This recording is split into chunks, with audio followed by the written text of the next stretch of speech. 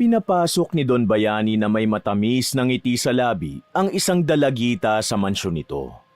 Bumakas ang pagkagulat ni Paxson nang ipakilala sa kanya ng ama na kapatid niya ito sa labas. Paxson, ito nga palang yung kapatid, si Mahalia. Nanlaki rin ang mga mata ng mga katulong maski ang tsuper na naghatid sa bagong titirhan ng dalagita. Hindi rin nakalain ng driver na ang dalagita na yon ay anak din ni Don Bayani. Nakakalokong ngumiti si Mahalia kay Paxson na naghatid naman ng kakaibang pakiramdam sa binata. Hello po, Kuya Paxson. Nice to meet you po. Para bang biglang gumapang ang kilabot sa kanyang magkabilang braso sa paraan ng pagpapakilala nito sa kanya. Pinanlisikan naman ng mga mata ni Don Bayani ang mga katulong at tsuper sa hindi pagbibigay galang sa anak nito. Kayo!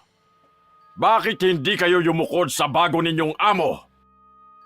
Kaagad na humingi ng dispensa ang mga tauhan ni Don Bayani at nanginginig na yumuko sa anak sa labas na si Mahalia. Ayan, ganyan nga. Simula ngayon, pagsisilbihan nyo na ang isa nyong amo, maliban kay Paxson ko. Kahit anong ipag-utos ng aking anak na si Mahalia, susundin nyo. Maliwanag ba? Sabay-sabay na tumugon ang mga kapwa kasambahay na may paggalang sa Don.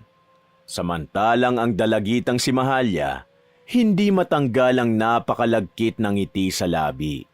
Tinititigan nito si Paxson na kaagad namang ikinaiwas ng tingin dito. Hindi niya gusto ang kapatid niya sa labas. Tila ba sa paraan pa lang ng pagngiti nito sa kanya, may masama itong balak, maski ang pagpasok pa lang nito sa mansyon. Mahalia anak, nagugutom ka na ba? Ano bang gusto mong kainin? Nag-aalalang tanong ni Don Bayani sa dalagita. Wala po, Don Bayani. Ayos lang po ako. Biglang napatirik ang mga mata ng Don. Anong Don Bayani ka dyan? Mapaklapang tumawa ang matanda. Daddy, simula ngayon, Daddy na ang itawag mo sa akin, ha anak? Anak kita, hindi ka na utusan ngayon gaya ng ginagawa sa iyo ng mga tao doon nung nasa tondo ka pa. Dito ka na rin ngayon titira, kaya wag na wag kang mahiyang tawagin akong Daddy. Kasi ipinagmamalaki kita, anak. Kitang-kita ni Paxson ang kinang at galak sa mga mata ni Mahalia nang sabihin niyo ng ama niya sa dalagita. Talaga po? Don? Daddy? Tumango naman ang Ginoo. Kung ganun, pwede pong dad na lang para maikli at sosyal? Maarteng demand ni Mahalia na ikinalaki ng mga mata ng binata. Sure na sure, anak. Much better. I love you, Dad. Minarkahan ng dalagita ng halik si Don Bayani sa kaliwang pisngi. Nagagalak naman itong inakbayan ng Ginoo. O ano, kakain ka na ba?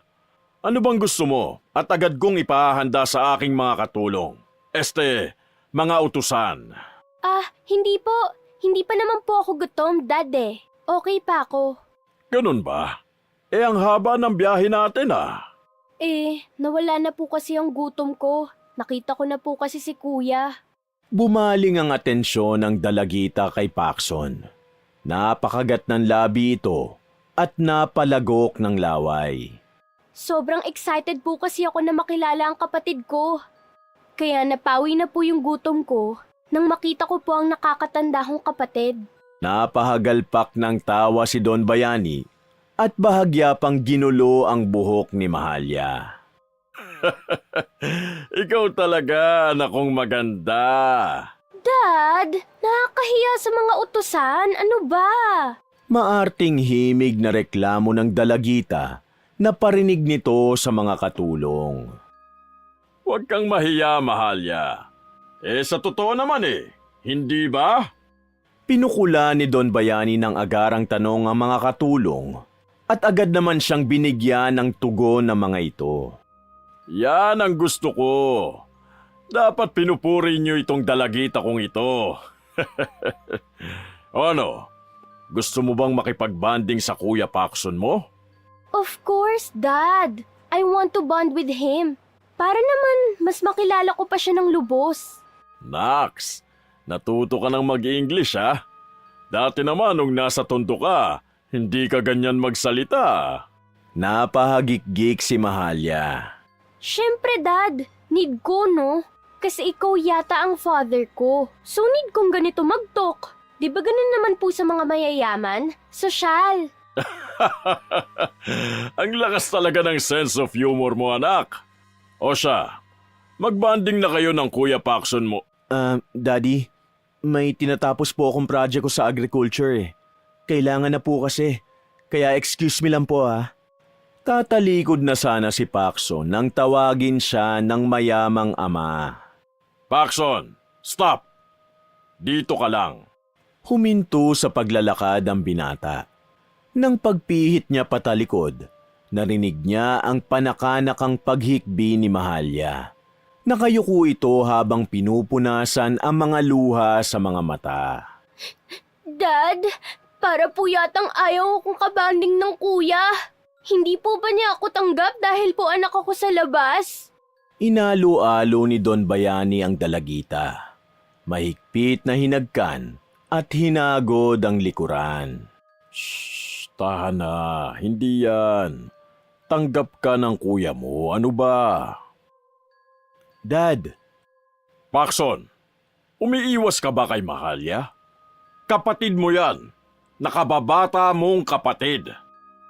bumuntong hininga si Paxson. Hindi naman po, Daddy. Kaso may kailangan po akong i-prioritize ngayon eh. Mahalaga ang pag-aaral.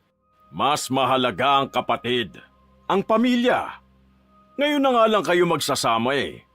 Hindi ba matagal mo nang hinihiling sa akin ito, Paxson? Ang magkaroon ka ng kapatid? Daddy, bata pa po ako noon. Pero ngayong lumaki na po ako, may sarili na akong pag-iisip. Na-realize ko na masaya ako sa pagiging uniko iho. Hindi ko na po kailangan ng kapatid. Sa sinabing yun ni Paxson, sinugod agad siya ni Don Bayani ng isang malakas at malutong na sampal. Tumabingi pakaliwa ang mukha ng binata. Di kalaunan, namula na ang kanan niyang pisngi. Marahan niyang hinimas-himas ito habang nangingilid-ngilid ang luha. Daddy, bakit mo po ginawa sa akin yun? Mahiya ka naman. Nasa harap mo si Mahalya. Kapatid mo siya. Nakakasakit ka ng damdamin eh. Mag-sorry ka! Nagsalubong ang kilay ni Paxson at pinigilan ang mga muntika ng tumakas na luha sa mga mata. Po? Mag-sorry ka sa baby sister mo. Daddy naman! Isa, Paxson! Ano bang masama akong sinabi? Wala naman... Dalawa! Maotoridad na bitaw na kataga ni Don Bayani kung saan pinandilatan pa siya ng mga nanlilisik nitong mga mata. Wala na lamang tuloy na gawa ang binata, kundi humingi ng paumanhin sa pasaring na parinig nito sa dalagita. Nagpakawala muna siya ng buntong hininga. Sorry, Mahalya. Labas sa ilong na saad niya. Hindi sincero ang binitawan niyang sorry kay Mahalya. Sabay iling na may sama ng loob sa ginawa ng ama. Kahit kailan hindi pa ako nasaktan ni Daddy ng ganito Ayos lang yun, kuya. Kapatid po kita at mas nakakatanda ka po sa akin. Kaya ako na lang magpapasensya. Ano? Kita mo na, Paxson? Buti pa tong kapatid mo madaling makaunawa. Kung sino pang mas bata, siya pang madaling makaintindi. Mahinang napapalatak si Paxson. Sabahan mo na si Mahalya. Itour mo siya dito sa mansyon. Pagkwentuhan lang kayong dalawa at ako'y marami pang kailangang asikasuhin. Ikaw na ang bahala sa kanya, Paxson. Labas sa ilong uli na sumagot ang binata. Sige po, Daddy. Napatirik muli ang mga mata ni Paxson. Ako na po ang bahala. Good. Alis na ako. Rizalino, halika na. Pagtawag ni Don Bayani sa tsuper nito. Sige po Don, heto na po. Mabilis nang lumabas si Don Bayani sa mansyon nito. Gahol naman na parang aso bumuntot si Mang Rizalino sa amo nito. Kapag kasi hindi ito kaagad sumunod, baka masabihan na naman siya ng Don na pabagal-bagal na tila pagong. Nang mawala na sa paningin ni Paxson ng ama at ang kanilang tsuper, muling yumukod ang mga kasambahay sa kanila at nagsibalik na sa kanya-kanyang mga nakatokang gawain. Ang natira na lamang doon ay sina Paxson at ang bagong saltang kapatid daw niyang kuno na si Mahalya. Nahihiyang lumapit sa kanya ang dalagita at nagtanong. Totoo ba? Ikaw ang kuya ko? Isang dangka lamang ang diferensya ng tangkad nila sa isa't isa. Mas malaki siya kumpara dito kaya mas pinanlitan pa niya ito ng tingin. Ikaw, totoo ba? Totoo bang isa kang diamante? O nagpapanggap ka lang? Duda niyang tanong sa kaharap na dalagita, dahilan upang magkanda utal-utal ito sa pagsagot. Kuya naman, bakit ba ang init ng dugo mo sa akin? Diamante ako. Anak ako ni Daddy Bayani. Hindi pa ba halata? Magkamukha kami. Oh, titiga mo ko. Di ba hindi nagkakalayo ang mukha natin? Pinakatitigan niya ng maigi ng mata sa mata si Mahalya. Siniyasat ang hulma ng mukha nito, maski ang tabas ng sulok ng mata at tangos ng ilong. Ganoon din sa manipis na labi at makapal na kilay. Hindi nga may pagkakailang magkahawig nga silang dalawa. Kung ganon, saan ka nang galing? Tell me about your whole story and your flirt mother. Maitim na ang anyo nitong pinukulan niya ng masamang tingin si Mahalya. Kitang-kita niyang napalagok ng laway ang bastarda niyang kapatid sa takot sa kanya. Kuya, pwede bang huminahon ka muna? Don't call me kuya, dahil wala akong kapatid na mukhang gold digger. Diyan ka na! Pumihit na siya patalikod para dumiretso sa kanyang silid. Ipagpapatuloy niya ang naunsyaming ginagawang proyekto sa asignatura nila sa agriculture.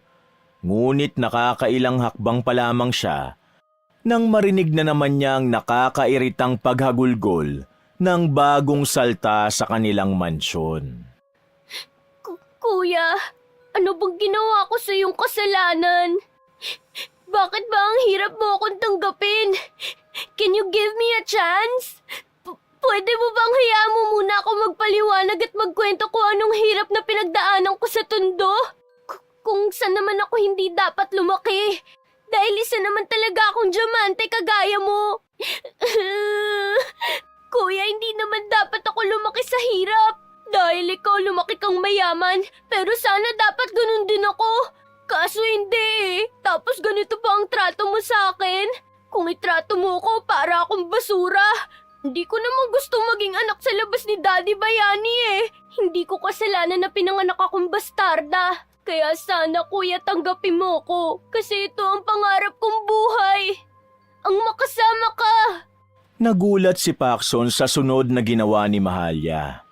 Lumuhod ito sa harapan niya matapos mangyak-ngyak na makiusap sa kanya. Huy, ano ba Mahalya? Hindi mo na kailangang gawin yan. Gagawin ko para matanggap mo ko, kuya. Itinayo niya ang kapatid sa labas. Bumuntong hininga si Paxson at siya na lamang ang kusang nagpunas ng luha sa mga mata nito. Hindi mo na kailangang lumuhod para matanggap kita bilang kapatid ko. Totoo ba, kuya? Mahinang napatango si Paxson kahit para bang may nakaharang na malaking bato sa kanyang dibdib na sumang-ayon. Wala naman ako magagawa kundi tanggapin ka eh. At kahit anong mangyari, dumadaloy pa rin sa iyong dugo ang pagiging diamante nating dalawa. Ang pagiging magkapatid natin. At alam mo ba, tama si Daddy. Nasasabik na rin ako na magkaroon ng nakababatang kapatid. Parehong kuminang ang mga mata ni Mahalya sa pinahayag ng Kuya Paxson niya. Salamat. Salamat po, kuya. Mahigpit siya nitong hinagkan. Hindi na rin siya nagpumiglas bagkus ginantihan niya na rin ang yakap ng nakababatang kapatid. Narinig na naman niya ang paghikbi ng dalagita. Oh, bakit ka na naman umiiyak? Tahan na. Ililibot na kita sa mansyon ni Daddy. Hinagod-hagod niya ang likuran ni Mahalya, kasunod ang pagkalas ng yakap nilang dalawa sa isa't isa. Napakaiyakin mo pala. Masyado lang po akong masaya, kuya. Tears of joy. Kasi natupad na ang ambisyon ko sa buhay na maging mayaman. Maging isang diamante. Malawak na napangiti si Paxson. Masyado palang malakas ang impluensya namin para makilala ang aming pamilya. Oo, kuya. Kilalang kilala kayo maski sa lugar namin. Kaya nga, pangarap kong mapabilang dito eh. Kung ganon, Mahalya, kung diamante ka naman talaga, wala dapat sa isip mong pangarapin na mapunta rito. Matutupad talaga ang pangarap mong mapabilang ka sa pamilya natin. Bakit? Hindi mo ba alam noon na isa kang diamante? Si Kuya Paxo naman, may duda ka pa rin ba sa akin? Bahagyang nagsalubong ang kilay ni Mahalya sa kanyang ipinahayag. Magkwento ka nga sa akin. Paano ka ba natagpuan ni Daddy? Kayo ng mami mo. Wala naman kasing nababanggit sa akin si Daddy na ikaw palang hinahanap niyang isang anak. Ang kapatid ko. Masyado kasing masikreto yun eh. Lalo na sa akin. Akala ko, ako lang ang anak niyang diamante. Nagsimula nang magkwento si Mahalya. At habang nagkukwento ang bagong kakilala niyang kapatid, iginagala na ni Paxson ang dalagita sa malaking mansyon na yon ng kanyang ama. Hindi ko po talaga akalain, kuya, na hinanap niyo po ang mama ko noon. Wala rin po akong kaide-ideya na kabit po si mama ng daddy mo at anak pala ako sa labas. At yun na nga po, nang mahanap niyo yung barong-barong naming bahay, hindi na po niya nadatnan si mama kasi... Kasi ano? Nang mapansing bumagal sa pagsunod si Mahalya sa kanya, tumigil na rin silang dalawa sa diretsyong daan na kanilang tinatahak sa mansyon. Panaka-naka nang humihikbi ang kanyang kapatid na babae nang biglang may maalala. Patay na po si mama. Isang taon na po ang nakakalipas bago dumating ang daddy mo sa buhay ko. Ano? Bumakas ang gulat sa mukha ng binata sa isiniwalat na yon ng kanyang kapatid. Namatay po si mama sa sakit niya po. TB po, tuberculosis. Napatakip si Paxson ang kanyang bibig. Nag-uumpisa na namang umiyak si Mahalya, kaya gumawa na siya ng paraan upang pag-aangi ng loob nito. Siya na ang nagkusang yumakap naman kay Mahalya. Shh, ayan ka na naman, tama na, tahan na. Sigurado akong hindi matutuwa ang nanay mo kapag nakita kanyang umiiyak. Sigurado po ako, kuya. Masayang-masaya na po si mama ngayon sa langit. Dahil po napunta na po ako sa maayos na pamilya. Bonus na lang po sa akin ang kabaitan niyo. Ganon din po ang karangyaan niyo sa buhay. Yung mga material na bagay na matatamasa ko po rito. Oo naman. Proud na proud yun sa'yo. Alam mo ba, kuya? Mabuti na lang talaga nakaalis ako sa lugar namin dun. Binubugbog po kasi ako ng amain ko dun sa tundo. Simula po nung namatay po si mama, lagi nang naglalasing yung kinakasama niya. Saka inaabuso na po ako. Muntikan pa nga po ako mamolestya kung hindi ko po mas piniling lumaban sa kanya. Parang isang hulog ng langit si Daddy Bayani nang dumating po siya sa buhay ko. Para pong pangalan ni Dad, naging bayani ko po siya sa kamay na bakal ng amain ko. Saktong dumating siya, kinuha niya po ako. Ipinahuli sa pulis si Tito. Tapos sinalayo niya po ako sa miserableng buhay ko sa tundo. Hanggang sa mapadpad nga po ako dito. Habang pinakikinggan ni Paxson ang talambuhay ng kanyang kapatid sa labas nung nasa tundo pa lamang ito, walang pagsidla ng panlulumo niya ng mga sandaling yon. Tila tuloy nagsisi siya nung tinrato niya ng hindi maganda si Mahalya kanina. Hindi niya lubos maisip paano kung sa kanya nangyari ang ganong nakapanlulumong sinapit ng kapatid. Hindi niya yata kakayanin dahil lumaki siyang lahat ng luho ay naaasam niya. Lumaki siyang kumakain ng masasarap na pagkain. Dagdag pa ang pagmamahal ng mga magulang na hindi naranasan ng kapatid sa labas sa amain nito buhat ng mamatay ang ina ng dalagita. Kaya naman ang kaninang bigat na nakaharang sa kanyang dibdib, biglang natanggal nang mapawi yun ang kwento ng kapatid. Mistulang gumaan na ang pakiramdam niya kay Mahalya. Sa kabilang banda, naisip din ni Paxo ng panloloko ng ama sa kanyang yumaoring ina. Hanggang sa binawian ng buhay, hindi man lang kasi nalaman ng kanyang mami na may kabit pala ang ama niyang si Don Bayani, na ang ibinunga nga ay ang putok sa buho na anak na si Mahalya. Ngayon, naintindihan ko na. Po, kuya? Panahon naman para ikaw ang magtamasa ng lahat ng ito dito sa mansyon. Susulitin natin ang magkasamang dalawang araw na ito. Sige po, Kuya Paxson. Sobrang excited na po akong magkabanding tayong dalawa. Lalabas tayo. Walang pagsidlak ang galak na naramdamang yon ni Mahalya matapos nitong marinig ang sabi niya. Saan mo ba gusto? Di kalaunan, nakarinig si Paxo na bigla na lamang parang may kumulog sa kung saan. Tila babagyo na naman yata. Naku, mukhang hindi yata tayo matutuloy sa paglabas. Mukhang nagbabadya yata ang signal number 3 Red rainfall warning. Malakas na napahagalpak ng tawa si Mahalya. Kuya naman, tiyan ko lang yun. Ay, ganun ba? Opo, sa pagkakataong ito, gutom na talaga ako. Kung ganun, kakain tayong dalawa sa labas. Saan mo ba gustong fast food restaurant kita dalhin? Binanggit ng dalagita kung saan sila lalabas. Ititreat niya ang kapatid na babae. Magkukwentuhan na rin ang tungkol sa buhay-buhay. Nang makarating na sa kilalang fast food restaurant na may pulang bubuyog sa pamungan na pinto, nag-order ng kung ano-ano si Mahalya. 6 pieces na Chicken Joy bucket with spaghetti family at isa pang bucket na Chicken Joy na may palabok na family pan. Tinanong pa ni Paxson kung makakaya bang ubusin yun ng kapatid. Hindi na siya nito sinagot. Bagkus nilantakan na ng dalagita ang lahat ng in-order sa hapagkainan. Napamulagat siya't saksi sa pagiging masiba ng kapatid na babae. Nakakailang subo pa lang kasi siya, pero nakakarami na ito ng chicken na nauubos. Ganon din ang family pan na palabok at spaghetti.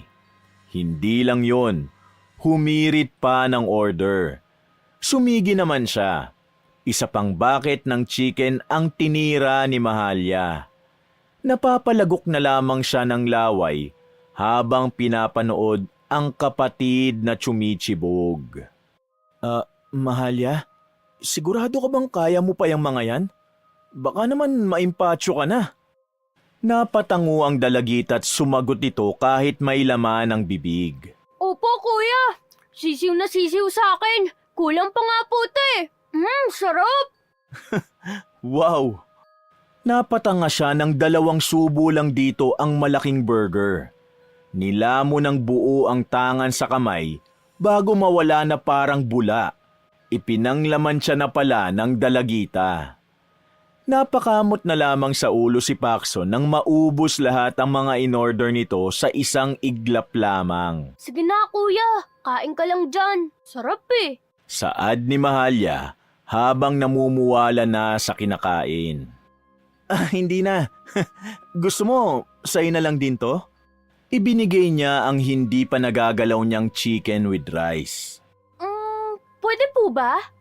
Hindi pa man siya nakakatango, hinablot na ng kapatid ang pagkain niya sana at nilantakan yon.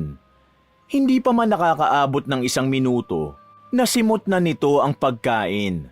Napapalakpak na lamang si Paxson sa kagilagilalas na ipinakita sa kanya ng dalagita. Grabe ka, Mahalya.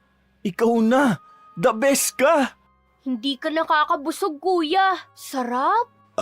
Malakas na napadighay si Mahalya dahilan upang maagaw ang atensyon ng mga tao doon sa sikat na fast food restaurant.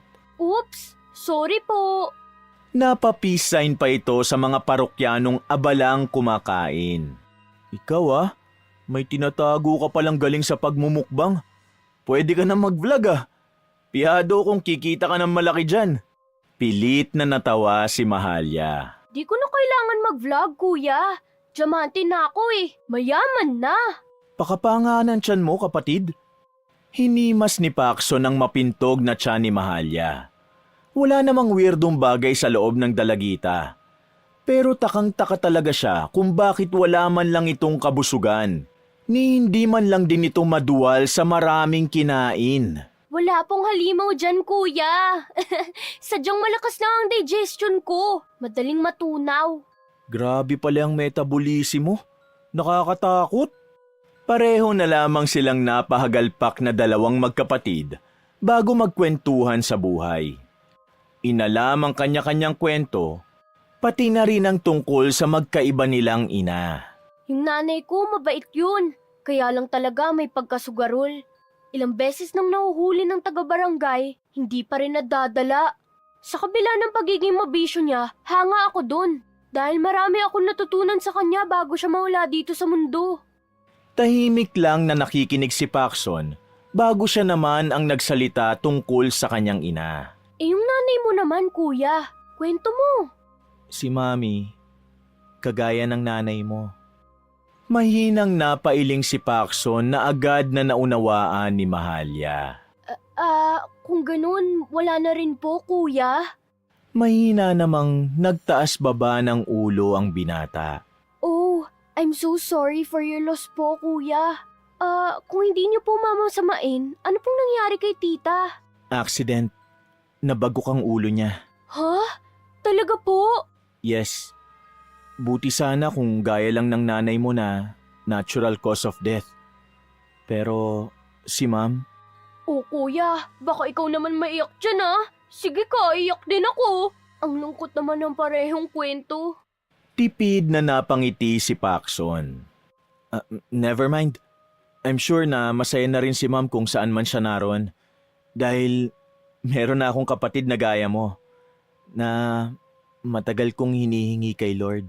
Nakaka-touch naman yun, kuya. Palambing nga. Biglang lumapit si Mahalya sa kanya't hindi niya inaasahan ang pagyakap nito sa leeg. Napamulagat siya ng pares na mga mata nang hindi siya makahinga. Tinapik niya ang braso nito, sabay malakas na napaubo. Bakit mo naman ginawa sa akin yun?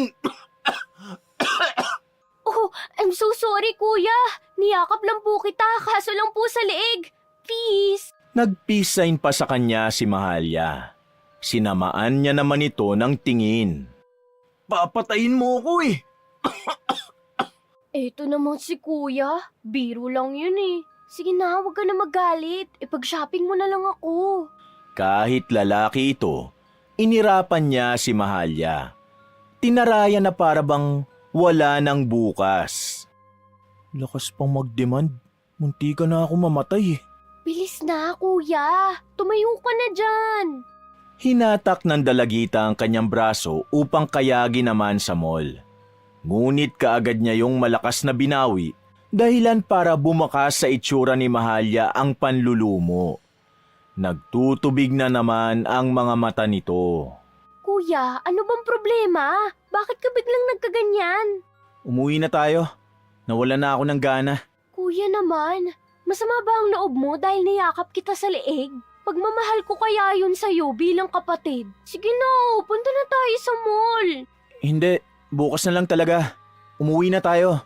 Baka nandun na si Daddy. Wala na lamang nagawa ang dalagita kundi ang sumama sa kanya pauwi. Panay naman ang hingi ng sorry sa kanya ni Mahalya. Hindi na raw nito uulitin ang pagyakap nito sa leeg sa kanya. Maski biro ba yon o simbolo ng pagmamahal, mali ang ginawa nito na kamuntikan na niyang ikapahamak. O ngayon kuya, pwede na ba akong yumakap sa'yo? Ha? Wag lang sa leeg. Ikaw talaga. Hindi ako makahinga kanina. Malakas na napahagalpak ng tawa si Mahalya at hinampas siya sa braso. Sige na kuya. Big hug! Sinalubong siya ng yakap sa buong katawan. Sa malapad nitong katawan, para na itong si Barney kung iahambing. Halos maging ubi na ang kulay nito na kagaya si Barney nang kumala siya rito sa pagkakayakap. Grabe yun ah, para akong niyakap ng halimaw. Wala palang kaibahan talaga sa pagyakap sa leeg ko. Pag-uwi ng dalawa, nadatnan nila si Don Bayani na inaabangan silang magkapatid. May galak sa mukha nito na kinumusta sina Paxson at Mahalya. Oh, kumusta? Saan kayo nagpunta? Ang dami niyong pinamili ah. Para sa'yo ba yan, anak ko? Opo, Dad. Bili po ni Kuya. Sobrang sulit po ang bonding naming dalawa. Mabuti naman at nakapagpalagayang loob na kayong dalawa. At natutuwa ako sa iyo, Paxson. Dahil itinuring mo ng nakababatang kapatid itong si Mahalya. Isa kang mabuting kuya. Isinubo ni Don Bayani ang hawak na tabako. Ibinuga nito ang puting usok. Nagkalat yon sa paligid. Agad na tinakpan ni Paxson ang kanyang bibig. Tapos ay binugaw ang usok na nagmula sa bibig ng ama. Daddy, pwede ba tayong mag-usap na tayong dalawa lang? Oh, bakit? Anong problema? Basta, pinanlakihan niya ng mga mata ang kanyang mayamang ama. Mahalya kapatid, pwede ka ba munang umakyat sa kwarto mo? Mag-uusap lang kami ni Daddy. Bakit po, Kuya? Anong problema? Pwede naman ako dito, 'di ba? At sumali sa usapan niyo ni Dad. Total, parte na ako ng pamilyang to eh. Iba kasi to. Basta sumunod ka na lang sa akin. Bilang kuya mo, susunod ka sa akin kasi ako ang nakakatanda sa'yo. Pwede? Tinaasan niya ng boses ang dalagita. Bahagyang nasindak si Mahalya at napatangu-tangu na lamang. Yaya Lourdes, pakidala nga po ang kapatid ko sa kwarto niya. May mahalaga lang po kaming dapat pag-usapan ni Daddy. Sumunod naman ang katulong na utusan at kinayag na ito sa magsisilbing silid. Nang silang dalawa na lamang mag-amang magkaharap, tinanong na siya ni Don Bayani kung ano ba ang pag-uusapan nila. Bakit mo pinaalis ang kapatid mo? Hindi mo hayaang sumali nga siya sa usapan nating dalawa. Daddy, bakit mo naman niloko si Mami? Hindi man lang alam ni Mami hanggang sa huling hininga niya na may bastarda ka pala. Gigil na tanong niya sa matanda. Pansamantalang nayanig ang buong sistema ni Don Bayani bago makapagsalita. Ano bang pinagsasasabi mo? May kabit ka, Daddy. Hindi mo ba alam yun? May kabit ka. Hanggang sa mamatay si Mami at inuuod na ang katawan niya, niloko mo siya. Bakit, Daddy? Bakit? Pwede bang itiko mo yung bibig mo? Marinig ka ni Mahalya. Ano naman kung marinig niya ako? Matapang na paghahamon ni Paxson sa don niyang ama. Di ako natatakot sa'yo dahil manluloko ka. Tumigil ka, Paxson. Kung ayaw mo malintikan sa akin, sinasabi ko sa'yo. May himig na pagbabanta sa kanya ng matandang mayaman. Pero bakit nga po, Daddy? Bakit niyo po niloko si Mami? Bakit hindi man lang ito nalaman ni Mami nung nabubuhay pa siya? Nangyari na, Paxson. Huwag mo nang ungkatin pa. Oo, nagkamali ako. Hindi ko nasabi sa mami mo nung nabubuhay pa siya. Pero may magagawa ka pa ba? Magagawa mo bang pabangunin ng mami mo sa hukay at umamin ako ng kasalanan sa kanya? Ha? Ganun ba? Umangat ang magkabilang balikat ni Paxson sa gulat.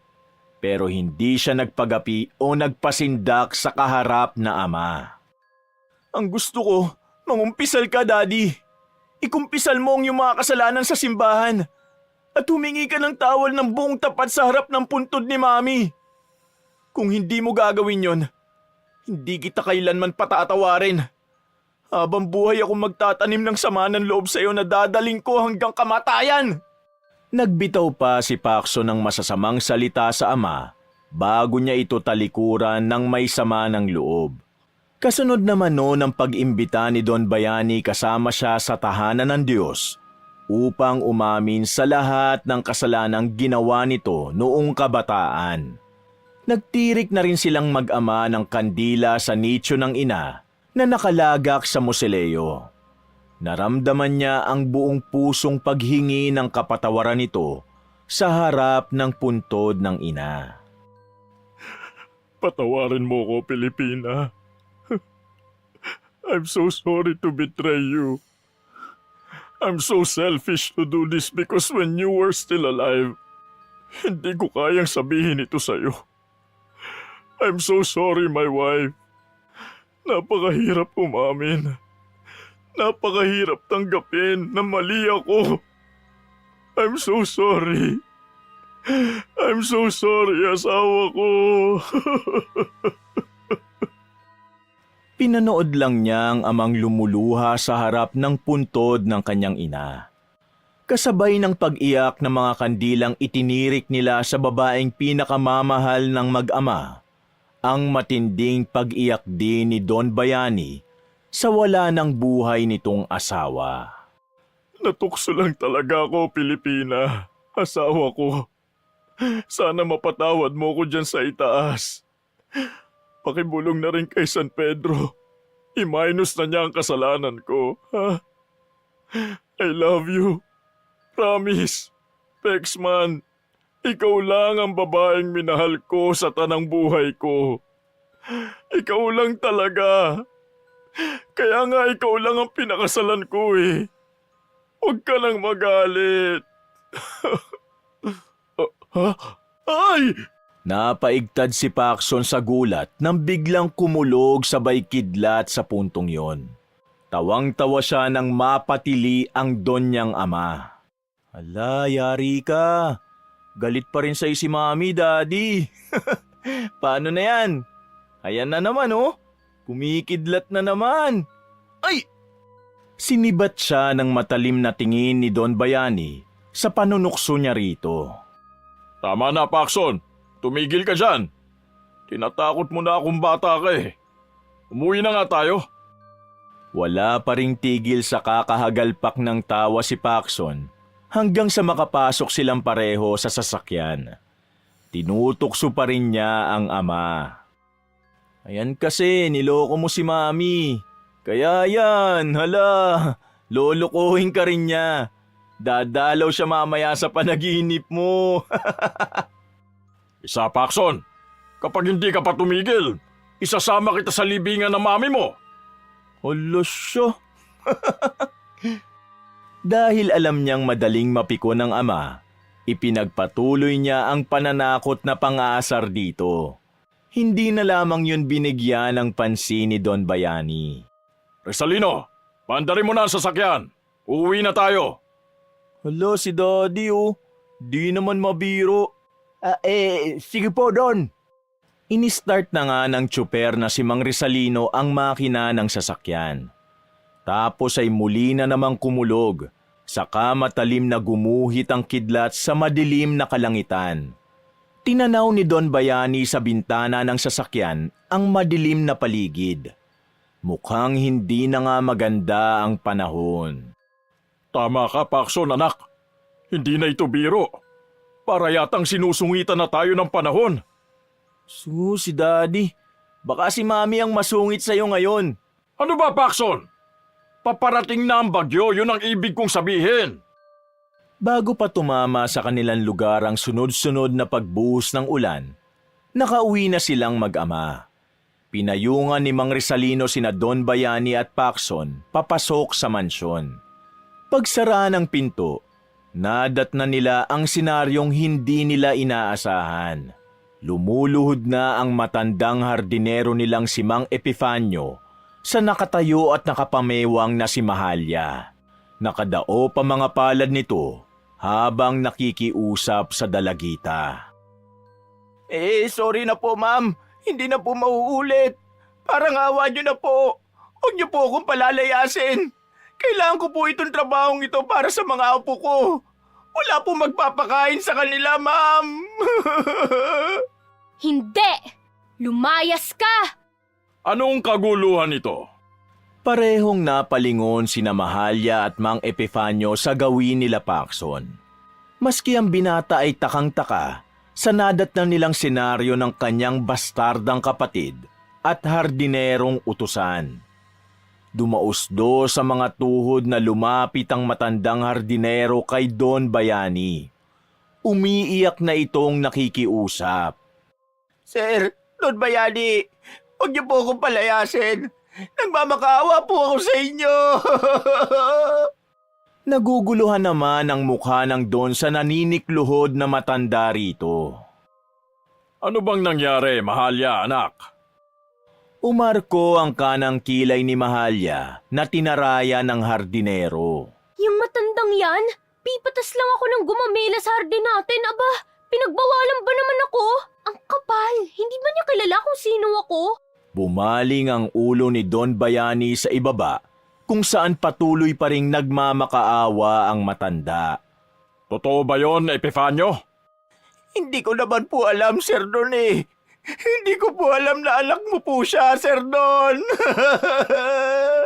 Ano? Para namang nagpanting ang magkabilang tenga ng mayamang Ginoo sa sinabi ni Mang Epifanio. Sir Don! Ano bang hindi ko sinabi sa inyo? Tanga ka ba? Bobo? O talagang wala kang utak at hindi mo naalala na ipinakilala ko sila sa inyo isa-isa na anak ko siya? Ha? Sa malakas na pagsinghal na yon ni Don Bayani, pumailan lang ang boses nito sa buong mansyon na ikinagulat ng mga utusan at ng tsuper. Sir Don, wala po ako ng mga panahong yun. Absent po ako. Anong absent? Don Bayani, maniwala naman po kayo. Sa pagkakataong yon, sumingit na ang tsuper na si Mang Rizalino upang ipagtanggol ang hardinero. Sir Bayani, tama po yung mga sinabi ni Kuya Epifanio. Nagpaalam po siya sa inyo noon bago niyo pa po ipakilala sa amin si Ma'am Mahalya bilang anak ninyo. Lumiban po si Kuya Epifanio dahil may sakit po ang isa niyang apo nung araw na ipinakilala niyo po sa amin ang anak ninyo sa labas. Tumahimik ka! Nayanig ang buong sistema ng tsuper sa muling pagsinghal na yon ng Don. Kapal ng pagmumukha mo? Anong anak sa labas? Driver ka lang dito, tandaan mo yan. Huwag kang nakikisali sa usapan ha. Ikaw anak, hayaan mo muna ako ha? Tumahimik ka lang dyan. Ako nang bahala sa dalawang ito. Ito kasing driver mo eh. Pakialamero, palayasin na rin yan. Nang gagalaiting saad ni Mahalya na duro kay Mang Rizalino. Ay, pasensya na po ma'am. Humingi ng dispensa ang tagapagmaneho ng pamilya Diamante. Hindi pa rin makapagtimpi si Mahalya at tangka pa sanang papuputukan si Mang Rizalino. Ngunit sumenyas na si Pacson upang umawat. Samantala, patuloy pa ring umiiyak ang hardinerong matanda na si Mang Epifanio. Patuloy na nakikiusap na wag na itong sisantihin hanggat maaari. Alang-alang sa sinusuportahan nitong mga apo. Sir Don Bayani, Ma'am Mahalya, bigyan niyo po ako ng pagkakataon. Patawarin niyo po ako. Huwag niyo po akong alisin sa pagiging hardinero ko. Nakikiusap po ako sa inyo. Hindi! Maotoridad na saad nito sa hardinero. Pinanlakihan niyo ng mga mata ni Pacson. Daddy, bigyan niyo naman ng chance si Mang Epifanio. 13 taon na siyang nagsisilbi sa atin bilang hardinero. Pakiusap, Sir Don. Pagbubutihan ko pa po ang pagsisilbi sa inyo, Don Bayani. Hindi na po mauulit. Tumigil ka, Epifanio! Anak ko na ang ipinaglalaban ko dito! Napaalmang muli si Pacson. Pero Dad, he's begging. Bigyan niyo ng chance si Mang Epifanio. No, Pacson. One is enough. He's fire! Desedido siyang tinignan ng mariin ni Don Bayani. Hindi na talaga mapuputol ang pasya nito. Nilipat niya ang paningin sa tsuper na si Mang Rizalino.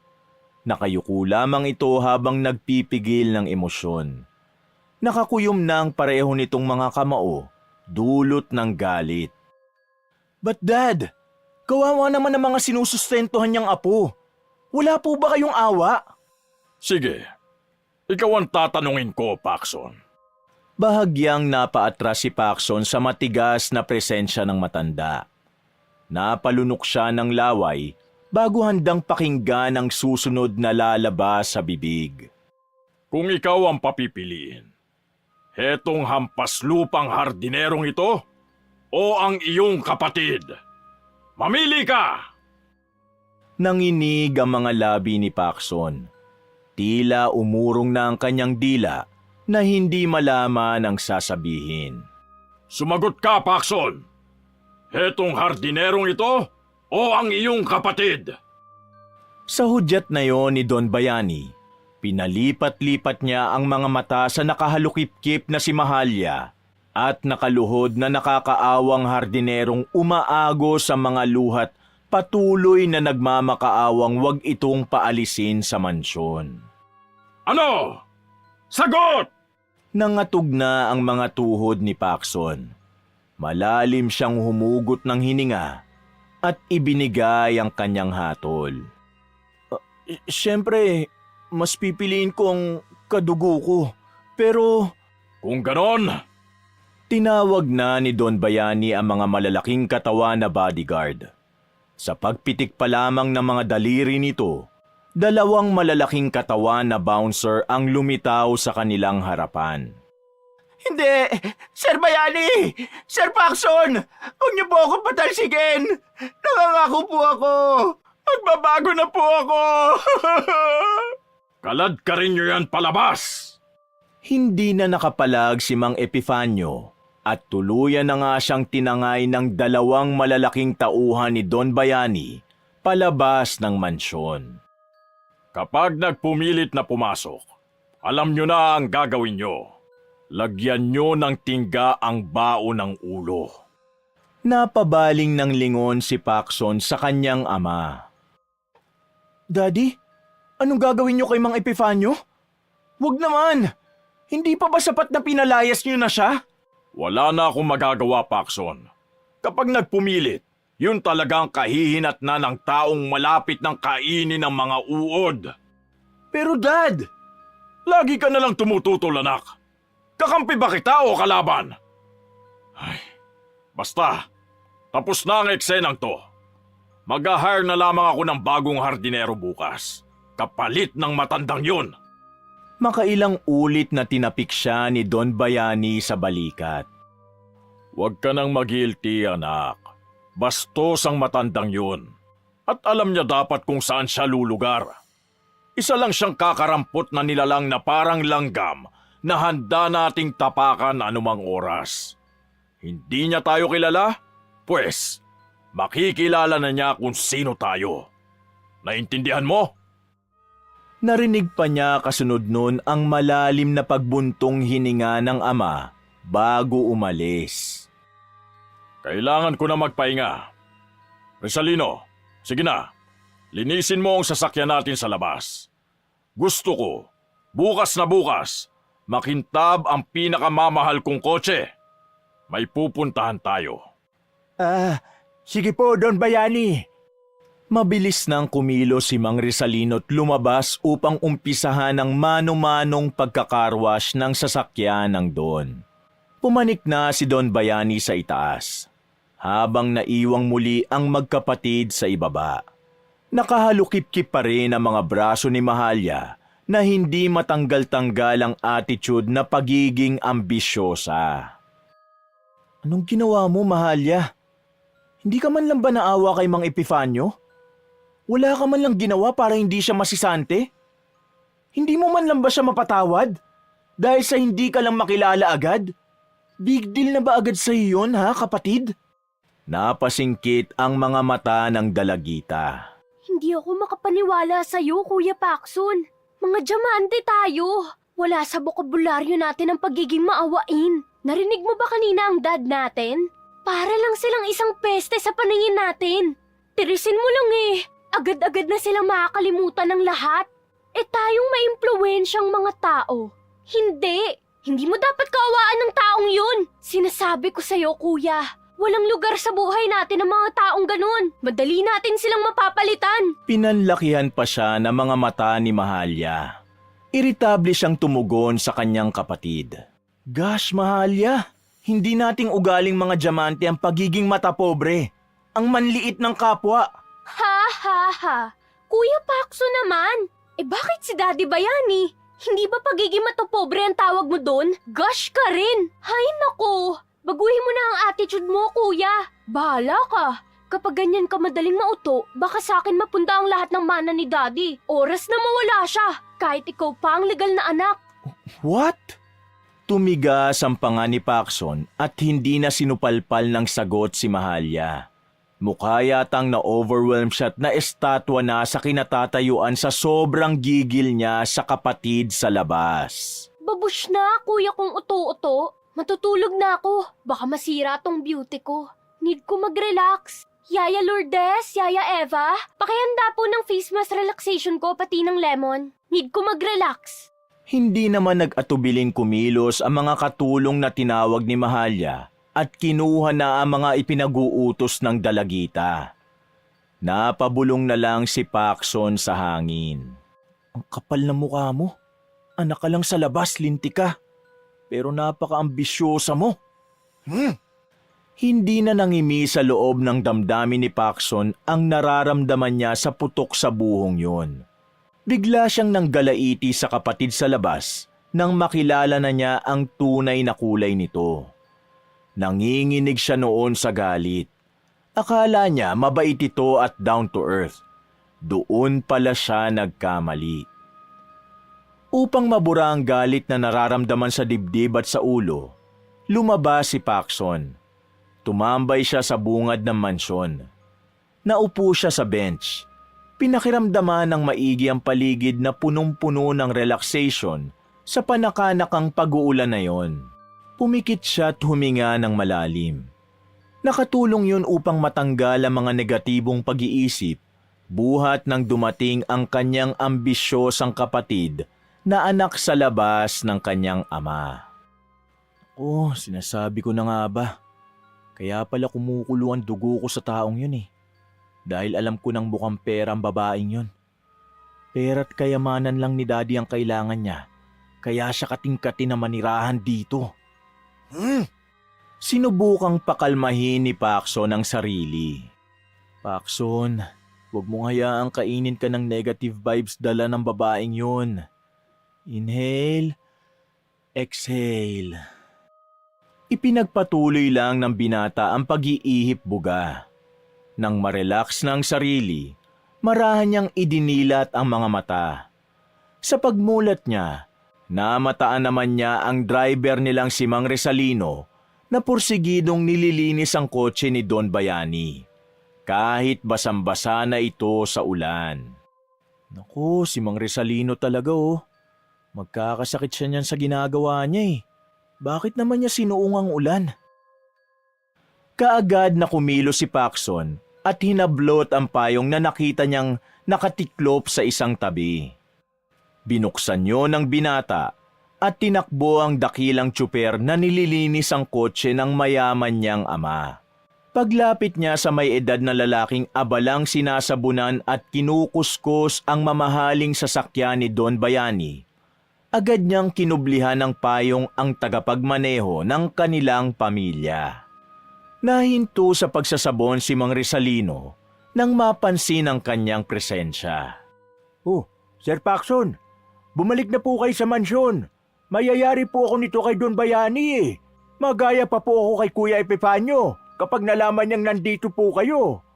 Nag-aalalang sabi ng tsuper sa kanya, maski sa sarili na baka mawalan pa ng trabaho. Huwag po kayong mag-alala, Mang Rizal. Nagpapahinga na po ngayon ang aking ama. Wala ka pong dapat ikabahala. Saka isa pa po, magkakasakit ka po niyan eh. Sige ka, gugustuhin mo po bang dapuan ka ng sakit? Lalo na po ngayon, matanda ka na po. Mas prone na sa iba't ibang uri ng sakit. Huwag mo naman pabayaan ang sarili mo. Ayos lang po ako, Sir Paxson. Sanay na ako. Saka matibay po ang immune system ko. Kaya wala ka pong dapat ipag-alala. Tsaka, trabaho ko din ito eh. Naiintindihan ko naman po na trabaho nyo yan.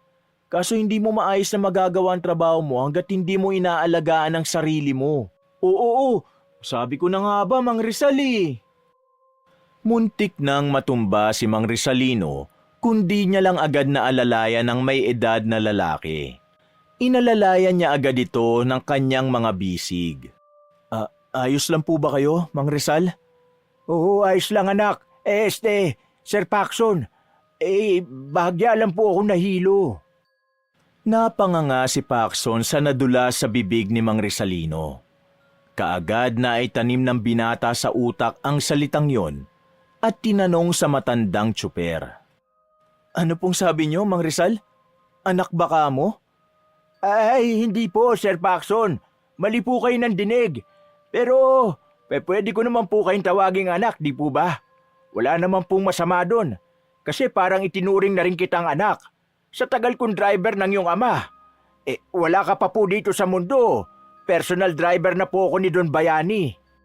Natutulala pa rin si Paxson at hindi makapaniwala sa binitiwang salita ni Mang Rizalino. Pasensya na po, Mang Rizal ah. Nagulat lang po talaga ako nung tawagin niyo akong anak. Bigla kasing kumabugtong dibdib ko na hindi ko alam kung bakit. Hindi ko maintindihan. Huminga siya ng malalim para mawala ang weirdo niyang nararamdaman sa dibdib. May hindi talaga tama. Lalo na nung nadula si Mang Rizalino at tinawag siyang anak. Sorry po talaga, Sir Paxson. Pero pakiusap ko po, sir. Huwag niyo pong sasabihin ito kay Don Bayani, ha? Ito pong tinawag ko kayong anak. Baka po kasi... Kuya Rizal, don't worry. Hindi naman ako ganong tao eh. Promise, hindi ito malalaman ni Dad. Magtiwala ka lang po sa akin. Mabuti pa po. Maupo muna tayo dun oh. Magpahinga ka po muna. Baka nasagad na po ang katawan nyo eh. Delikado na po talaga sa inyong edad. Sumang-ayon naman ang tsuper at pinagbigyan ng kanyang hiling. Mabuti at tumila na rin ang ulan. Medyo hamog-hamog na lamang ang lagay ng klima. Pag-upo nila sa mahaba't dekahoy na silya, nagharap silang parehong dalawa. Noon lamang nila nasipat ang parehong mukha ng bawat isa. Para bang nagkaroon ng kuryente sa pagitan ng binata at ng tsuper. Nag-iwas sila ng tingin sa isa't isa. Hinimas ni Paxson ng mga tumayong balahibo sa magkabila niyang braso. Bakit ganitong nararamdaman ko kay Kuya Rizal? Parang may kakaiba. Iwinaglit ni Paxson sa isip ang nararamdaman. Siya na ang unang bumasag ng katahimikan sa pagitan nilang dalawa. Kuya Rizal, magkwento ka naman po. Hindi po ba driver ka na po ni Daddy, hindi pa man ako ipinapanganak? Oo. Binata pa lang ang ama mo noon. Driver niya na ako. Ganun pala. Sa katunayan, hindi si Don Bayani ang nagpasok sa akin bilang driver niya. Lumitaw ang dalawang guhit sa pagitan ng dalawang kilay ng binata. Sino po? Puminta sa mga labi ni Mang Rizalino ang matamis na ngiti. Hindi pa rin maalis ang likas na kagwapuhan ng tsuper kahit may edad na ito. Bigla itong may naalala. Walang iba kundi ang iyong ina, si Pilipina. Ha? Napanganga sa ikalawang beses si Paxson. Talaga po? Paano po nangyari yun? Bakit po? Kababata ko ang iyong ina. Talagang close na kami niyan. Best friends nga kami. At alam mo ba, matagal na ako may gusto sa kanya. Simula pa lamang nung mga bata pa kami.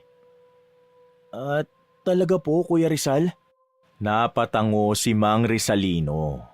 Kaso nga lang hindi kami pwede sa isa't isa.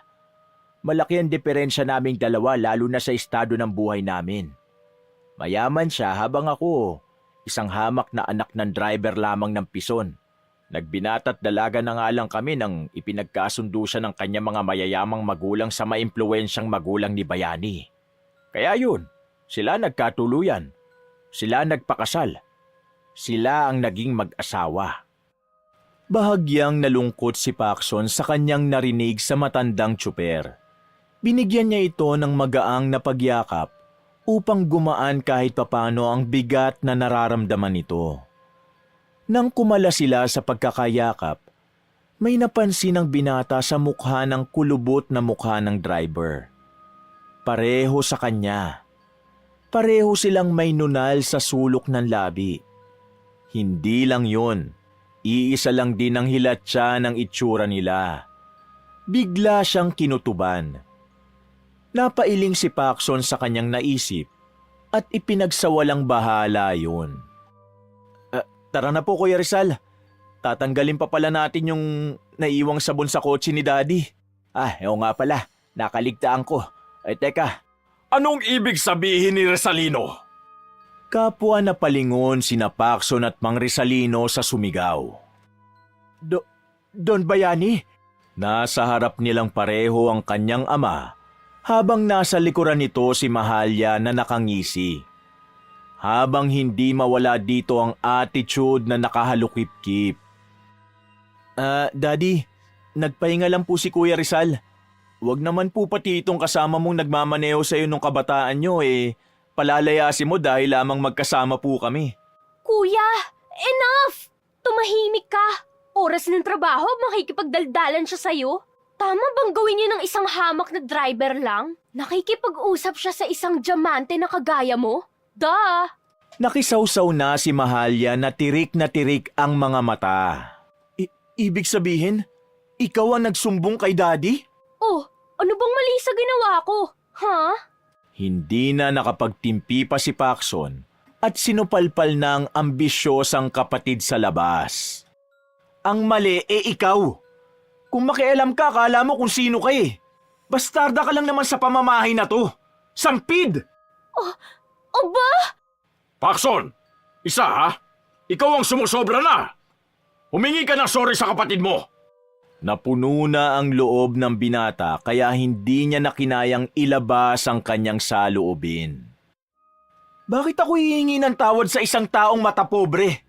Wala akong kapatid na matapobre na, ambisyosa pa. Akala mo kung sinong manliit ng kapwa-tao? Kung sinong sinasabihan na hampas lupa, dun din naman siya nang galing? Pwe! Aba Paxson, bawiin mo yung sinabi mo. Bakit Dad? Natamaan ka po ba? Hindi ba pareho lang din naman kayong matapobre ng babaeng yan? Pinanlisikan siya ng mga mata nito. Akma na sana siyang sasampalin ng Don nang muli na naman siyang nagsalita. O ano? Sasampalin mo na naman ako, Daddy? Gaya ng unang dumating yung babae niya sa buhay natin? Ha? Sige lang, Daddy. Gawin nyo. Sampalin nyo ako. Yung malakas na, ha? Yung titilapo ng ulo ko. Sige, Dad! Go!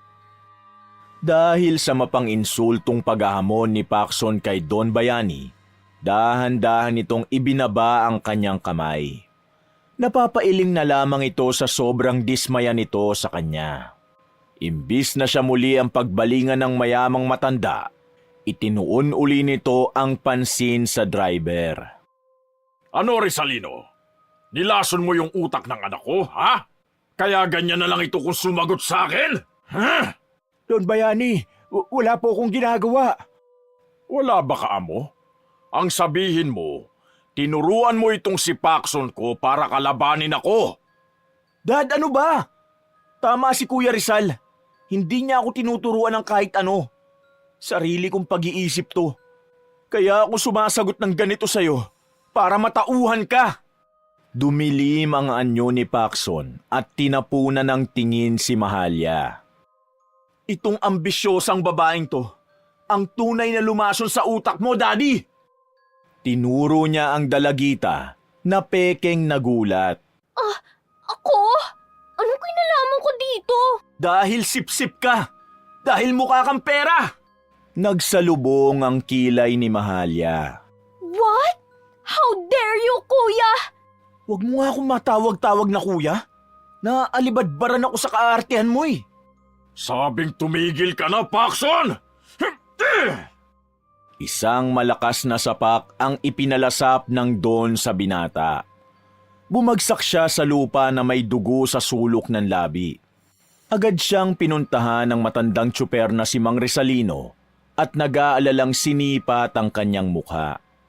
Diyos ko anak, ayos ka lang ba? Napailing-iling si Paxson sa pagkahilo sa tinamo niyang suntok sa ama.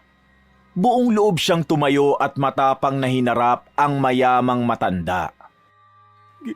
Ginawa mo sa akin yun? Maluhaluhang sambit niya kay Don Bayani. Pasensyahan tayo, anak. Tangka na sanang ipapadapo niya ang kamao sa Ginoo nang pigilan siya ng mga bodyguard nito na malalaki ang katawan. May hahalin tulad sa wrestler na si Batista. Bitawan niyo ako, ano ba? Gusto ko lang makaisa sa taong yan! Ano ba, bitaw sabi? Ipasok niyo siya sa loob ng kwarto niya. Ikandado niyo. Huwag niyong hahayaang makalabas yan hanggat hindi ko sinasabi. You can't do this to me, Daddy! But I will. I have my power.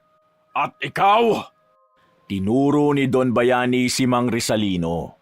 Ngumiti ng nakakaloko ang bastardang anak na si Mahalya na tila ba sumasang-ayon sa dalagita ang lahat.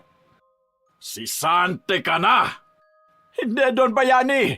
Ako magiging driver nyo hanggang bawian kayo ng buhay. Yun ang habilin sa akin ng asawa nyo bago siya mawala. Hindi ba po?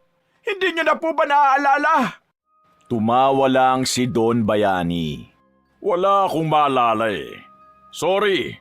Ulyani na yata ako. Huwag mo gawin sa akin to, Don Bayani. Sorry pero gagawin ko. Sige na mga bodyguards ko. Ilayo niyo sa akin ang taong yan. Baka lasunin pa niyan lalo ang utak ng anak ko. Hindi! Don Bayani! Sinubukang magpumiglas ni Mang Rizalino sa mga utusang bodyguards. May kalakasan pa din kasi ang matandang tsuper. Dahil doon, sinikmuraan pareho ng dalawang mato ng driver. Ayan, tama yan! Gulpihin niyo kapag pumalag. Masamang tumingin si Mang Rizalino sa bastardang anak na babae nang gatungan pa nito ang mga bodyguard. Pagbabayaran nyo lahat ng ito! Sinisiguro ko sa inyo! Babawiin ko sa inyong dalawa si Paxson! Hindi nyo siya may tatago sa akin! Paulit-ulit yung sinasabi ni Mang Rizalino habang palayo siya ng palayo. Binulungan ni Mahalya si Don Bayani. Mukhang may saltik na po yata sa utak ang driver niyo na yan ah. Parang banta po siya sa atin, Dad. Kung ipahuli na kaya natin sa polis o dalhin sa mental, ano sa tingin mo? Parang si Judas Iscariote lang kung bumulong ang dalagita sa ama nito. Isang traidor upang masunod lamang nito ang gusto at masamang binabalak. Hayaan na lang natin, Mahalya, anak. Ang importante ngayon, wala na si Rizalino sa buhay natin. Lalo na sa kuya mo. Tama po kayo, Dad. Pumasok na tayo. Dumidilim na naman ang kalangitan. Mukhang babagyo pa. Yes, Dad. Susunod na po ako. Wait lang. Bilisan mo. Ayokong abutan ka ng pagulan. Mahirap pa naman magkasakit ngayon. Itinaon ni Mahalya na mag-isa na lang ito sa labas at nakapasok na ng tuluyan si Don Bayani sa loob ng mansyon. Dinukot nito ang cellphone sa bulsa at may tinawagan nito sa kabilang linya. Palihimpang luminga-linga ang dalagita sa paligid upang makasiguradong walang makaalam o makarinig kung ano ang pag-uusapan ng dalawa o ng misteryosong kinakausap nito. Hello, Tito. Malapit ko na isa-isang matupad ang plano natin. Mapapatalsik ko din tong si Paxson sa mansyon. Tapos, voila! Wala nang balakid para mapasakin ang kayamanan ni Daddy Bayani. Makukuha ko na ang lahat! Ang lihim palang kausap ni Mahalya sa kabilang linya ay ang amain nito sa tondo. Oo, kapag natupad ko yung Tito, tatalo na tayo sa Plan B. Lalasunin ko na si Daddy. Yan naman ang plano nating dalawa, di ba? Narinig ni Mahalyang natawa sa kabilang linya ang amain.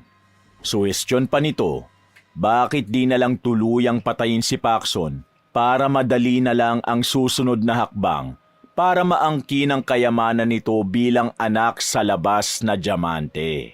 Tito, hindi ko naman pwedeng gawin yun. Ano ka ba?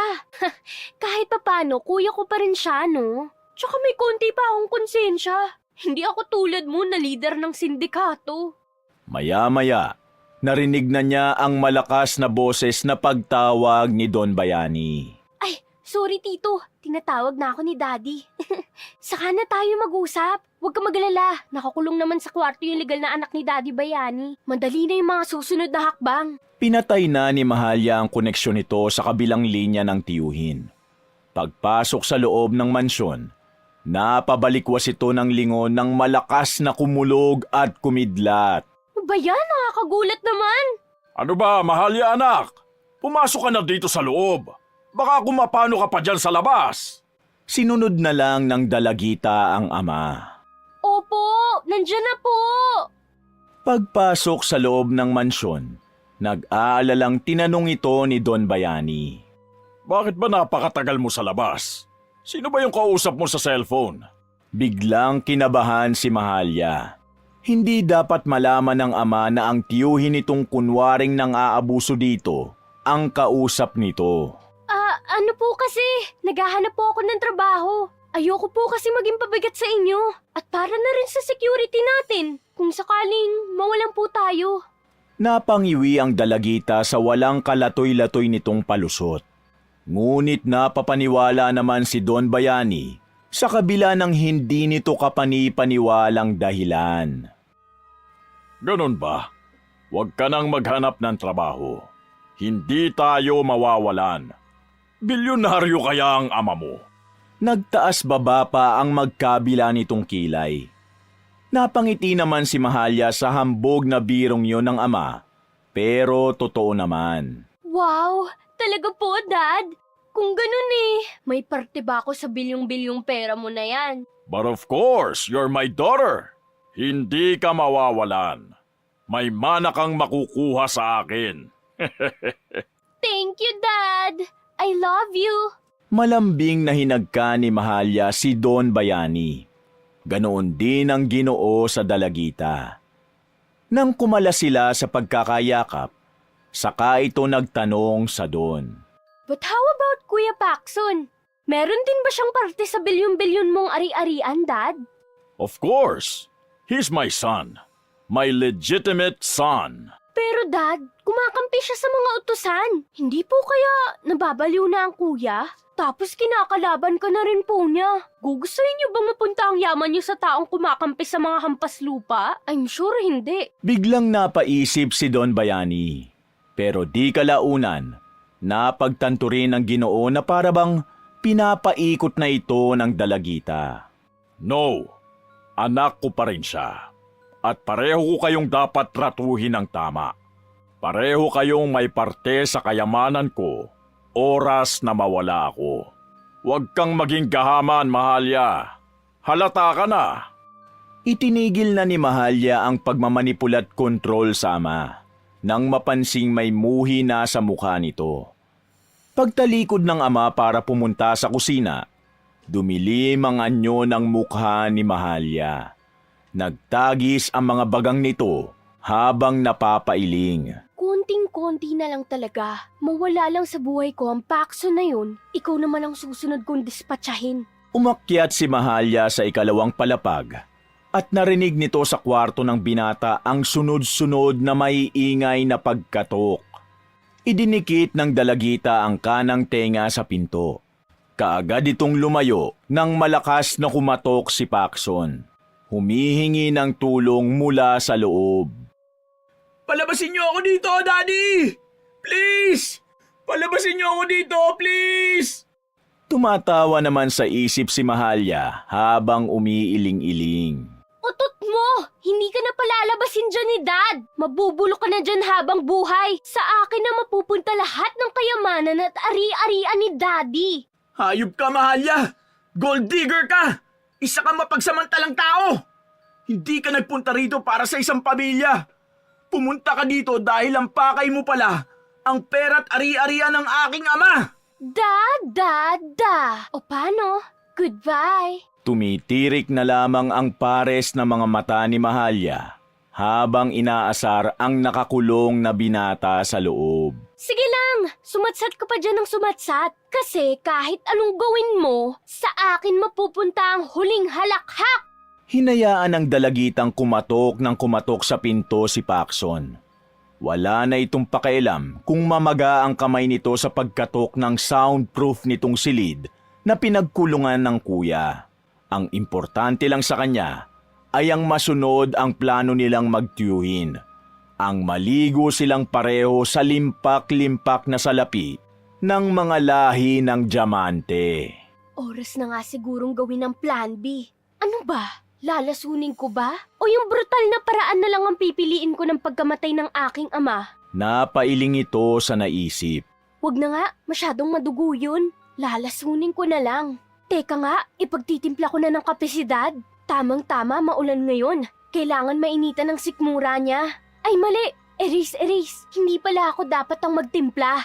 Tama, uutusan ko na lang si Yaya Lourdes na magtimpla ng kape para kay Dad. Tapos, lalagyan ko ng lason para siyang mapagbintangan. Naks, ang talino mo talaga, Mahalya.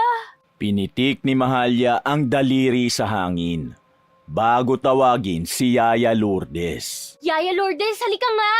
Tumalima naman agad ang utusang katulong sa dalagita. Ipagtimpla mo ng coffee si Dad. Less creamer and sugar ha. Bawal kay Dad yon. Pagtapos mo, tawagin mo ko. Maliwanag ba? At ako na ang maghahatid kay Dad. Walang kagatol-gatol na tumango si Yaya Lourdes. Madaling nagtungo ng kusina ang utusan upang agarang sundin ang ipinag-uutos nito. Kinaskas nito ang magkabilang palad sa kasabikan. Nakikinikinita na nitong mapapatay ang ama. Mapapasa kanya na ng buo ang lahat ng ari-arian. Nang tawagin na ng katulong ang dalagita, inabot na nito ang kape. May dinukot ito sa bulsa ng miniskirt. Isa yung matapang na gamot na lason. Sa una, patak-patak lang. Pero nagpasya na ito na ubusin na ang laman nun. Kinatok ni Mahalya ang pribadong silid ni Don Bayani. Pinapasok naman ito ng matanda. Tinanong nito kung anong pakay ng anak. Magiliw na inaliw nito ang ama. Maglalambing lang ako sa'yo, Dad. Total malamig ang panahon. Ito po, kape. Tinimpla yan ni Yaya Lourdes pero ako lang naghatid. Inumin niyo na habang mainit-init pa. Maarte ang tonong suyo ng dalagita. Napakabait naman talaga ng anak kong Mahalya. Akin na, iinumin ko na. Inabot ng Don ang tenga ng tasa. Napangisi si Mahalya. Tangka na sanang sumimsim ni Don Bayani ng kape nang binulabog ang buong mansyon ng pagdagundong ng kidlat. Ano ba yon? Nagpapatay sindi ang ilaw ng buong mansyon. Natapon-tapon na sa sahig ang kape na iinumin sana ni Don Bayani. Hanggang sa mabanlian ito sa hita dahil sa malakas na sunod-sunod na kulog at kidlat na tumatama sa kanilang mansyon. Aray ko! Ano ba yun? Napaso ako! Lourdes! Tulong! Mas tumindi ang kilabot na nararamdaman nila nang patuloy sa pagpundi ng liwanag ang buong mansyon. Kasabay din noon ang pagdagundong sa buong lugar na ikinatakot ng mga katulong kaya nagsumiksik na lamang sila sa sulok. Dad, ano po bang nangyayari? Ba't parang lumilindol? Ay! Hindi ko alam! Hindi ko... Dad! Ano pong nangyayari sa inyo? Dad! Naririnig mo yun? Yung boses? Ang alin po, Dad? May boses! Boses ng tsuper natin! Si Rizalino! Ano? Wala po akong naririnig, Dad. Asan? Nangingilabot na si Mahalya subalit hindi pa rin ito maintindihan ng ibig pakiwari ng amang mayaman. Muling tumili ng malakas ang dalagita at mga katulong na utusan sa biglang pagtama ng matinding kidlat sa ikalawang palapag nila. Ay! Dad! Nasusunog! Yung second floor nasusunog! Saksi ang mag-ama sa biglang paggapang ng apoy nang tumama ang kidlat at naglikhayo ng malakas na pagsabog sa kanilang mansyon. Oh, por Diyos ko, mahabagin! Anong ibig sabihin nito? Nag-sign of the cross si Don Bayani. Kahit di naman kayang gawin ng dalagita, ginawa na rin ito ang mapaantanda't umusal ng dasal upang tumigil na ang sunod-sunod na pagtama ng kidlat sa kanilang malaking tahanan. Maya-maya, nakarinig ng pagdagundong na boses ang mag-ama. Marunong din pala kayong magdasal na dalawa? Nilibot ni na Don Bayani at Mahalya ang buong mansyon. Sabi ko na nga ba, ikaw ang may kagagawa nito. Napakasama mo! Lumaban ka ng patas! Huwag mong idaan sa kapangyarihang itim mo! Bakit? Natatakot ka na bang tikman ng malagim kong kulam para sa anak mong bastarda? Ha? Humalakhak ng boses mangkukulam ang matandang lalaki. Mang Rizalino, nakikiusap ako sa'yo. Huwag mo nang bulabogin ang mansyon namin. Ang magiging kayamanan ko, please! Aba, at may gana ka pa talagang makiusap? Tsaka hindi ka ba nag-aalala sa kalagayan ng ama mo? Ang inaalala mo itong mansyon? Bakit? Dahil ba oras na mamatay ang ama mo, sa'yo mapupunta? Ganun ba, bastarda? Marahang bumaling ang ulo ni Don Bayani sa anak nito sa labas. Totoo ba yan, anak? Hindi ako mahalaga sa'yo? Hetong mansyon lang ba ang pakay mo kaya ka sumama sa akin? At hindi para maging diamante? Pilit na itinanggi naman ni Mahalya ang paratang dito ng dating matandang tsuper na mga taga-diamante. Hindi yan totoo, Dad! Ikaw ang mahalaga sa akin! Sus, bato-bato sa langit, ang sinungaling tatamaan ng kidlat! Nakarinig silang dalawa ng parehong matinding kataga ng pangungulam. Tumingala sina Mahalya at Don Bayani sa butas na bubungan na sinunog ng kidlat na pangungulam ni Mang Rizalino. May napansin silang parang may bumubuka sa itim na kalangitan na kung ano. Napamulagat si Don Bayani nang may liwanag ang namumuuroon.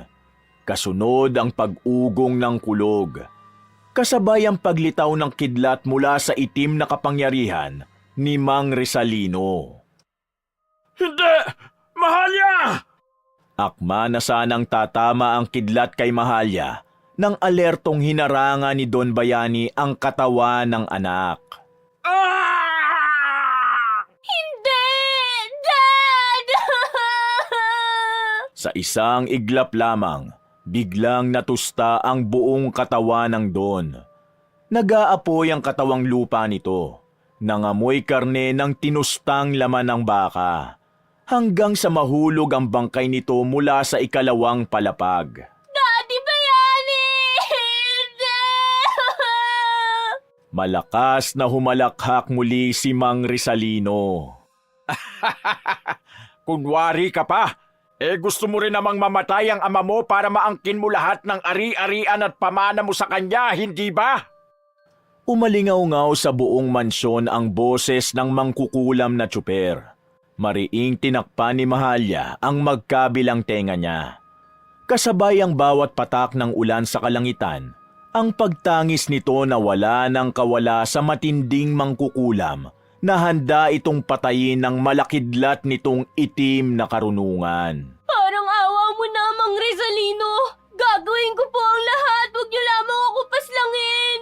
Dahil sa labis na pagsusumamo ni Mahalya sa mabangis na mangkukulam na si Mang Rizalino, pinatila na nito ang ulan. May kakayahan pala ang may edad na lalaki na pahintuin ang ulan o maglikha sa kalangitan ng pag-ulan kahit anumang oras nitong gustuhin. Minana ni Mang Rizalino ang pangungulam na yon ng kapangyarihang itim sa pagkidlat mula sa yumaong ina ni Paxson. Oo, tama ang hinala ng iba sa inyo na ang tunay na ama ng binatang si Paxson ay walang iba kundi ang tsuper ng pamilyang Diamante, si Mang Rizalino. Hindi alam ni Don Bayani na ang anak na dinadala ng asawa niya noong nabubuhay pa ito ay hindi sa Don, kundi sa driver nila. Agad na nasulot ni Mang Rizalino ang ina niya habang abala sa negosyo ang Don. May nangyari na rin sa ina nito at kay Don Bayani, pero mas lumamang ang sperm count ni Mang Rizalino noon kaya nabuo si Paxson. Naaakalain ng lahat ay isa siyang diamante. Subalit isa lang palang malaking kalokohan ang lahat para sa binata. Dahil ang kaisa-isang diamante lang sa kasalukuyang henerasyon na magmamana ng lahat ng nasa mansyon na yon, na walang iba kundi si Mahalya na mas piniling maging ambisyosa, mukhang pera at ituloy ang masamang balak sa sariling ama. Lubos na nagsisisi ang anak sa labas nang pumanaw na si Don Bayani na si Mahalya sa lahat ng kasamaang ginawa nito sa mga utusan. Sa hardinerong si Mang Epifanio, lalong-lalo na kay Mang Rizalino na isang matinding mangkukulam pala. Ngayon, sinayang ni Mahalya lahat ng sa kanya. Ang kayamanang pilit niyang inaasam ay naging bato pa dahil sa pagiging ambisyosa nito sa sarili. Ang buong mansyon na yon ni Don Bayani at mga ari-arian nito na mapupunta sana kay Mahalya ay malilipat sa wala naman talagang dugong diamante na sina Pacson at ang mangkukulam nitong amang si Mang Rizalino. Habang ang dalagitang ambisyosa mananatiling nasa ibaba, naging katulong na utusan sa kamay ng binata at sa ama nitong mangkukulam na dati ay tsuper, pero ngayon ay isa ng ganap na don. Wakas! Mga kapatid, naiibigan niyo ba ang ating kwento? Maraming salamat ha. Kung hilig niyo rin ang mga kwentong pag-ibig, pakisuportahan naman ang isa ko pang channel, ang Mr. Love Tagalog Story. At pakicomment na rin kung taga saan kayo, para naman alam ko kung hanggang saan umaabot ang mga kwento ko. Salamat uli, hanggang sa susunod! Pinapasok ni Don Bayani na may matamis na ngiti sa labi ang isang dalagita sa mansyon nito.